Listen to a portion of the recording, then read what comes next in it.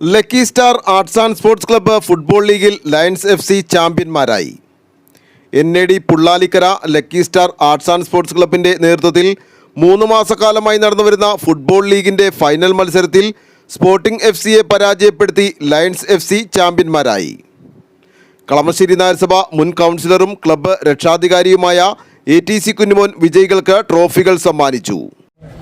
പങ്കെടുക്കാൻ എത്തിച്ചേർന്നിരിക്കുന്ന എല്ലാ ടീമുകളും ഉജ്ജ്വലമായ പ്രകടനം കാഴ്ചവെക്കുകയുണ്ടായി. ആലുവയുടെ ഭാഗമായ എടത്തല പഞ്ചായത്തിൻ്റെ ഈ പ്രദേശം എന്നുകൊണ്ടും പുള്ളാലിക്കര അറിയപ്പെടുന്നത്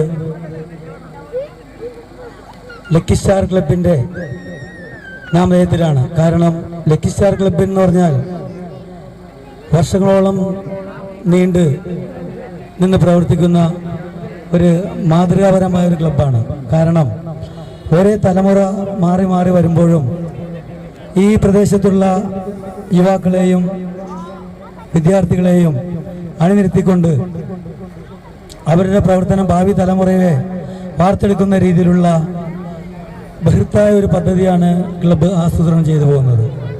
നമ്മൾക്കറിയാം, ഈ പ്രദേശത്തിൻ്റെ പ്രത്യേകത ഏതൊരു പരിപാടിയും ഏറ്റെടുത്താൽ വളരെ നല്ല വിജയകരമായി തന്നെ മുന്നോട്ട് കൊണ്ടുപോകാനുള്ള കെൽപ്പും കാര്യപ്രാപ്തിയുമുള്ള യുവാക്കളും കാരണവന്മാരുമാണ് ഈ പ്രദേശത്ത് ഉള്ളത്.